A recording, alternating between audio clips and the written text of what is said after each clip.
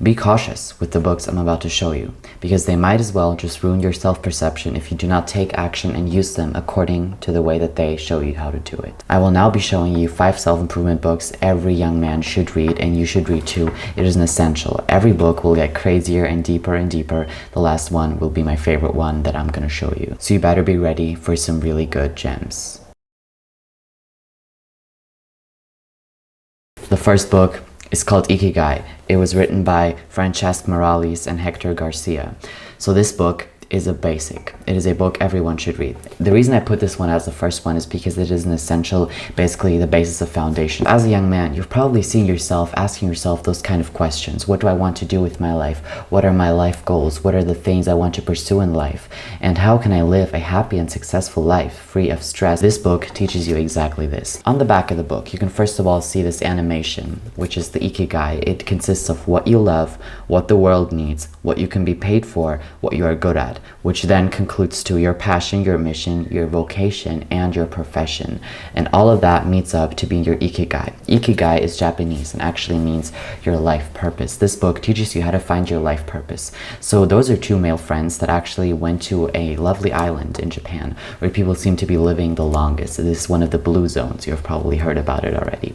And there they interviewed a lot of people on their lifestyle, how they live, what they eat, how they treat other people, how they treat themselves, how life is just going on, and how they can live so long and so happily. This book teaches you all the wisdom you've got to know on how to live a proper life that you love, how to work well, how to actually be a good person and be happy and fulfilled with your life. This is essentially the basis. It is not the deepest and most philosophical book you will ever read, and it is not a self-improvement book that will actually give you a whole mind explosion because of how crazy it is, but it is certainly a staple every single person and every young man has to read. It's got this lovely Japanese aesthetic that I really loved, by the way. There was a poem when I was reading it that they shared from one of the people there that made me tear up because it was just so beautiful to see how humans live, and this book just made me appreciate the human experience and being a man in my true physical essence over here. Finding your life purpose is very lovely and totally essential, but of course you've got to monetize that. You've got to make money off of your life purpose and the things that you love. And that's when the next book comes into play that I'm now going to show you. It's called The Millionaire Fast Lane. Probably one of the most famous books out of all of these books that I'm currently showing, but it is an amazing book. Basically, it's a very long and thick book that teaches you everything you need to know about money, finances, starting a business, marketing, investing. It covers all of those topics. Basically, it's a complete guide for beginners, but also for advanced people in business. It just shows you how to do all these things properly, how to go on about your life and business. And this taught me so much wisdom about money. My money mindset has just completely been rewired through this book. In this book by MJ DeMarco, he used the metaphor of a car and a fast lane. So essentially, there is the millionaire fast lane, which is how you get to money in less than 10 years, to big money. You become a multimillionaire and you are financially free. And then you've got the slow lane, which is the road that most people are taking. They might get rich, quote unquote, when they're 80 years old and they can't properly enjoy their money. Now this book teaches you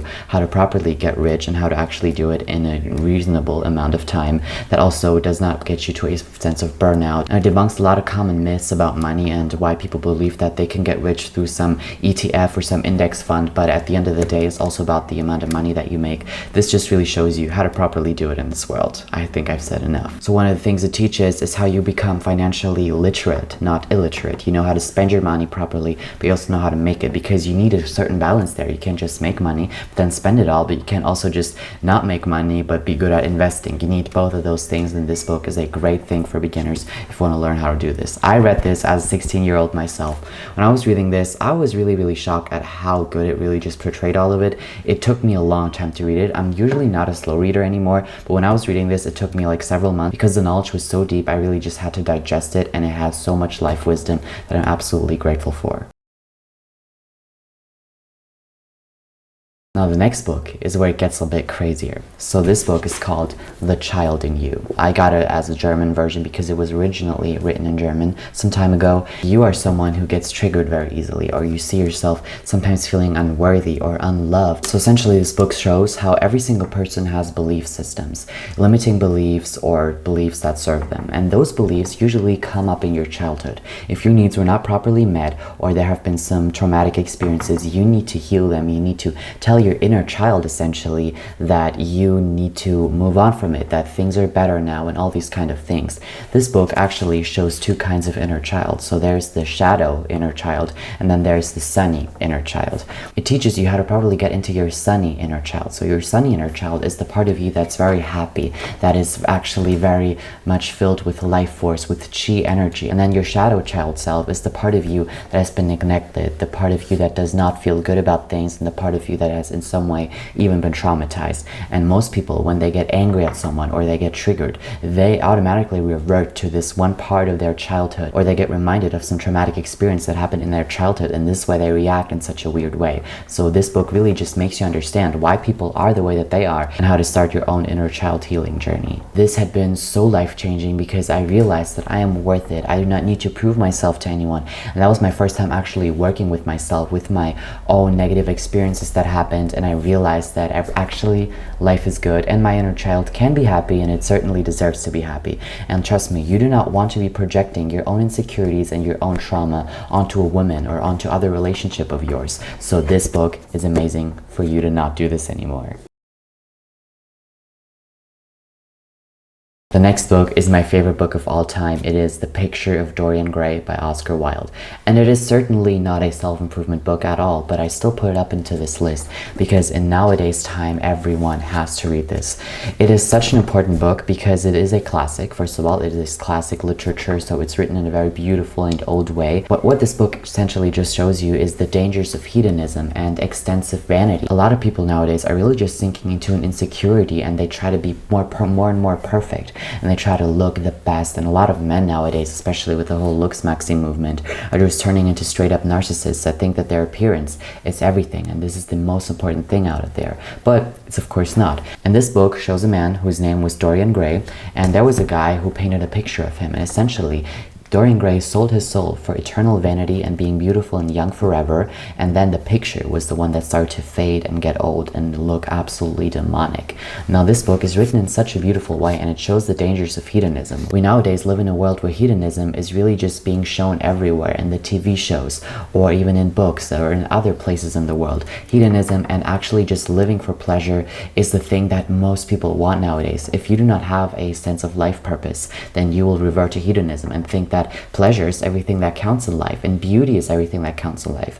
And although I myself love aesthetic things and I am a Libra and beauty is an essential part of everyone's lives, there comes a point where you get more mature and where you understand that it is not everything.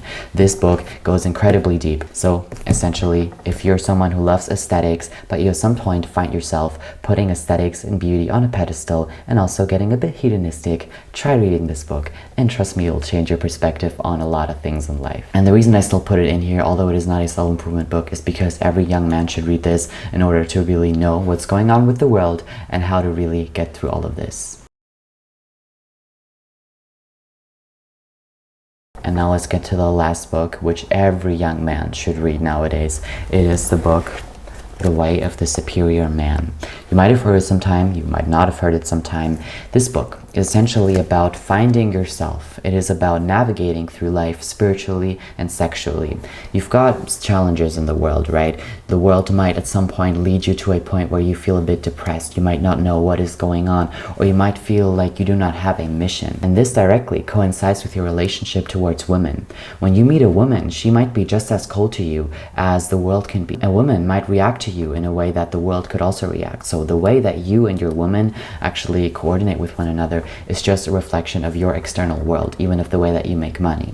This book essentially shows you how to transmute your sexuality, go on about this polarity in life, and meet women and actually have good relationships with women, not only romantically, but also just with friendships or even your own mother. You learn how to understand women the way that they are and understand yourself and the polarity that is there between genders. It is a very, very spiritual book. It is essentially, as it says, a spiritual guide to mastering the challenges of women, work, and sexual desire. So when you learn how to transmute your sexual desire, how to properly treat women well and have a sense of polarity, and be good at your work, and be fulfilled in your mission, that is when you are going to be a superior man. This is essentially what David Deida talks about. I was introduced to this book by a friend of mine who is extremely masculine. He's really good at this whole thing. He's also a very, very sexually active man. And he told me about this book, and I seemed very interested. So I ordered it online, and then I read through this, and it was absolutely groundbreaking. The wisdom that I got through this book really just transformed the way that I see work, the way that I see my relationships. It made me understand how to properly be a man, and it really just made my masculinity explode, basically. And I was not the most masculine guy, if I'm being honest, but I really noticed, and I learned to love my own masculinity, because let's be real, nowadays, so many men are extremely insecure in their masculinity. They try to be some alpha male guy or some sigma, as they call themselves nowadays, just to compensate on their lack of masculinity that they feel on the inside. This book shows you how to properly be masculine in the real way, and how you can use your masculinity to attract the right women, to attract the right things sexually, how to be fulfilled sexually within yourself. It goes through many things, so it's about working with polarity and energy. There's chapters for that. There's a chapter for actual practices that you can do with yourself that are sexually active, and also a lot of things about work, a lot of things about living on the edge, and just having a passionate life full of mission, because every man needs a mission. And if you have found your mission, and these books help you find your mission, then you're going to be absolutely fulfilled. These 5 books that I've just showed you will make your life feel complete. It will make you understand how to properly be yourself, how to properly go on about life. It is a navigation. Books are extremely amazing because you can essentially just look into another person's mind. It is a cheat code to life. If you learn how to enjoy reading, and you learn how to read in a fast way, and you don't take 3 months to read one book, as I did back then you're going to be so much smarter, so much happier, and your life is going to progress in the best way, financially, sexually, and spiritually, in all ways that a man's life can really just improve, especially if you're a young man. You could be a teenager, just like I am, or you could be in your 20s or even your 30s, and I'm incredibly grateful to be able to share them with you. Thank you so much for watching. Make sure to subscribe to my channel if you want to know more about self-improvement, wellness, and lovely spirituality. Make sure to check out my other videos. I love you all so much. Goodbye.